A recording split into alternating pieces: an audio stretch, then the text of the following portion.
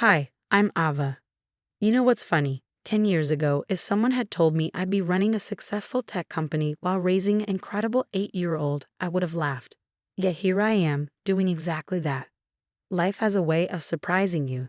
Sometimes in good ways, sometimes not so much. Mom. Look, I fixed the robot's arm, Marcus beams, holding up his latest Lego creation. My son's inherited my love for tinkering. Only his tools come in smaller pieces. That's amazing, buddy. Want to show it to Victoria when she comes over for dinner? Yes. She always has the coolest robot stories. Victoria. My rock. My business partner. My family in every way that matters. From co-founding our company to helping me navigate single parenthood, she's been there through it all. Even my divorce from James 3 years ago. Thankfully, James and I managed to land on solid ground as friends. We're better at co-parenting than we ever were at marriage. Now, he's a dedicated dad who takes Marcus every other weekend. And we've mastered the art of civil conversations about more than just custody schedules. It's not perfect, but it works. Ava, your 2 p.m. meeting's been moved to tomorrow.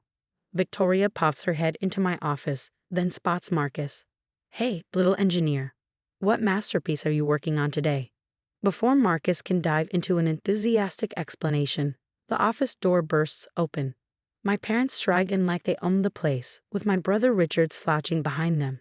Sweetheart, we need to talk, Mom announces in that tone, the one that always precedes a disaster. Richard has some exciting ideas for the company, she adds with an overly bright smile. I glance at Victoria, who catches my expression. Help me, she steps in smoothly. Marcus, why don't you show me that robot in the break room? I brought those cookies you like. As they leave, I steel myself and turn back to my family. Richard is wearing a brand new suit, price tag still poking out from the sleeve. Dad clutches a folder like it's a classified dossier, and Mom's smile is stretched tighter than a drum. I lean back in my chair, already bracing for the headache this conversation promises. What's this about? Mom perches on one of the visitor chairs, smoothing her skirt with the precision of someone preparing for battle. We've been talking with James. The casual way she drops this bomb sends my stomach lurching. Talking about what? About Marcus's future, Dad says, placing the folder on my desk. James is concerned about the boy's stability, considering how much time you spend at work. My fingers dig into the armrests. James and I have a custody agreement that works perfectly fine. That's where I come in, Richard pipes up, straightening his ill-fitting suit. If I take over the company, you'll have more time for Marcus. I almost laugh. Almost? You? Run my company, the same company you called a waste of time 3 years ago. People change, Mom interjects, her voice sharp. Richard has lots of fresh ideas. Fresh ideas, like that cryptocurrency restaurant that went under, or the pet fashion line that never delivered a single product. Dad's expression hardens. Enough.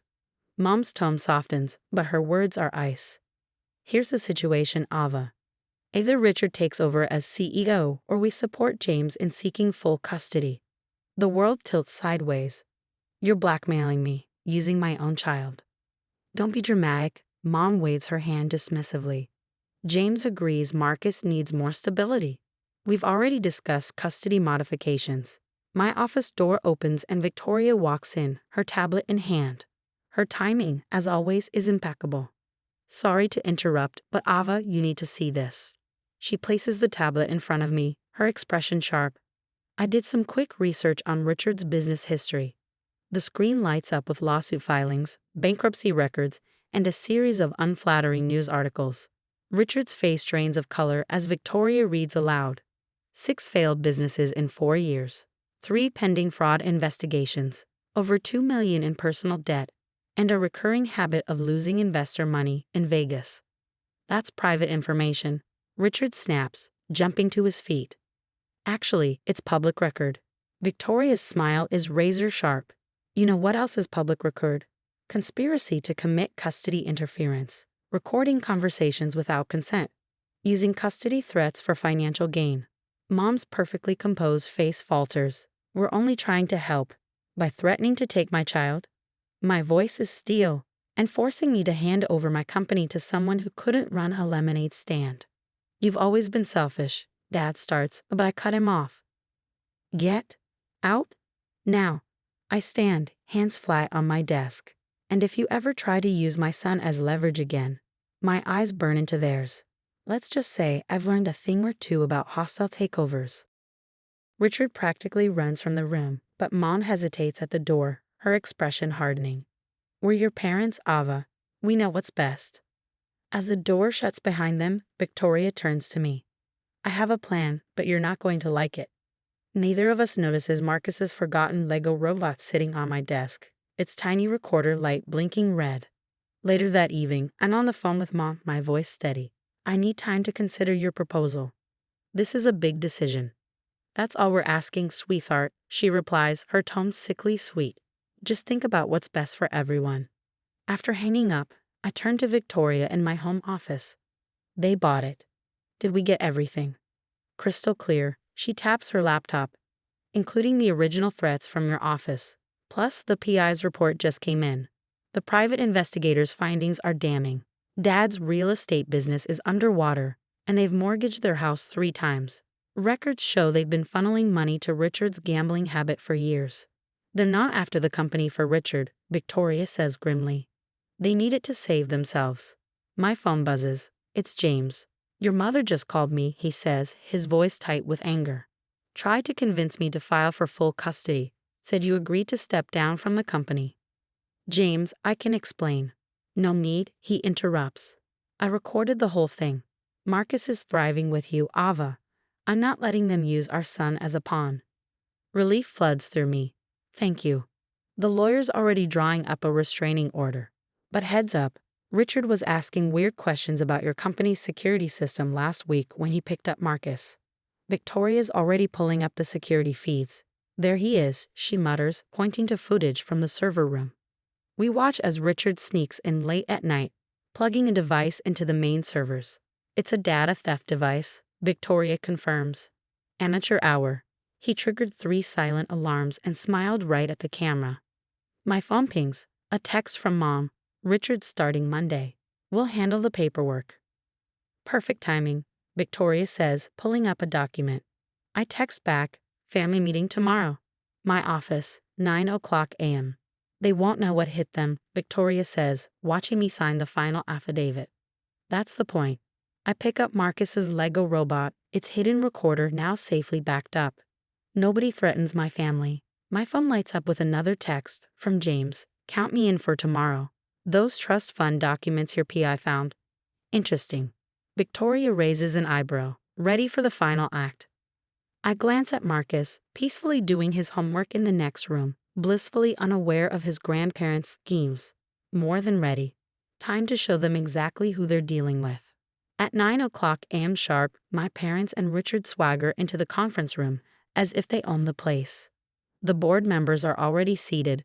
The boardroom's atmosphere shifts as Richard's face goes from pale to green while the security footage of his server room break-in plays on the large screen.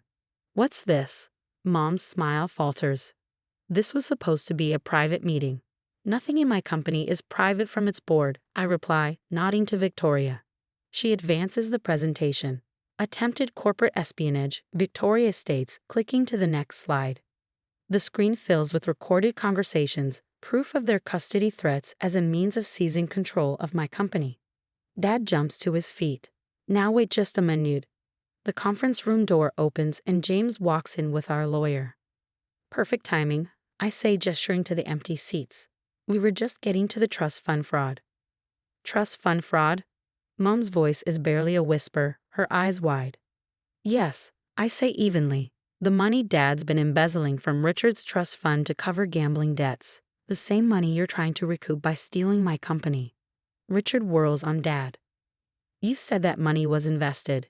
Dad stammers. It was. James places a thick folder on the table. The family court judge found this very interesting. You can't prove anything, Dad blusters. Victoria smirks, holding up her tablet. Actually, we can. Corporate espionage. Conspiracy. Custody interference. Fraud. Want me to keep going? The lawyer slides documents across the table. Restraining orders. Both personal and corporate. Effective immediately, you're not coming near Ava, Marcus, or this company ever again. But we're family, Mom wails, tears streaming down her face. I stand, my voice unwavering. Family doesn't threaten to take a child away. Family doesn't use kids as bargaining chips. You crossed every line. The board members nod in agreement, their expressions grim. The courts have documented your schemes, I continue, and the community is already talking about the prestigious Andrews family's fall from grace. You've ruined us, Richard moans, burying his face in his hands. No, I say firmly, you ruined yourselves. Now get out of my building. Security escorts them out. As the door closes, James lingers behind. Marcus keeps asking why Grandma's crying on the news, he says softly. I know, my voice catches as my heart aches for my son. You did good, James says, placing a reassuring hand on my shoulder. And don't worry, nobody messes with our kid. He grins. They'll remind me never to get on your bad side. 2 weeks later, life has found a new rhythm. My parents' country club memberships are canceled, their social circle shattered by scandal. Richard is facing charges for attempted data theft, and my company is stronger than ever. At home, Marcus and I work on building a new Lego robot, this one free of hidden recorders. Mom, he says, carefully attaching a tiny arm, are we still family? I pull him into a hug. We're the best kind of family, buddy. The kind that looks out for each other, not the kind that hurts each other. Like you and Dad and Victoria? He asks. Exactly like that. He nods, wise beyond his years. Good. Can we add a laser beam to the robot? I laugh, my heart full. Absolutely. Sometimes losing family means discovering who your real family was all along. What would you do if your parents tried to use your child as leverage? Would you cut ties completely like Ava, or try to rebuild the relationship for your child's sake? It's a difficult decision, especially when children are involved. What if the child were younger, or if you didn't have proof of their schemes? When is it right to cut off toxic family members, and when should you try to maintain some connection for your kids? Share your thoughts in the comments below. I'd love to hear your perspective on this complex family situation. If you enjoyed this story of standing up to toxic family dynamics, don't forget to hit that like button and subscribe for more stories that explore real-life dilemmas. Thanks for reading.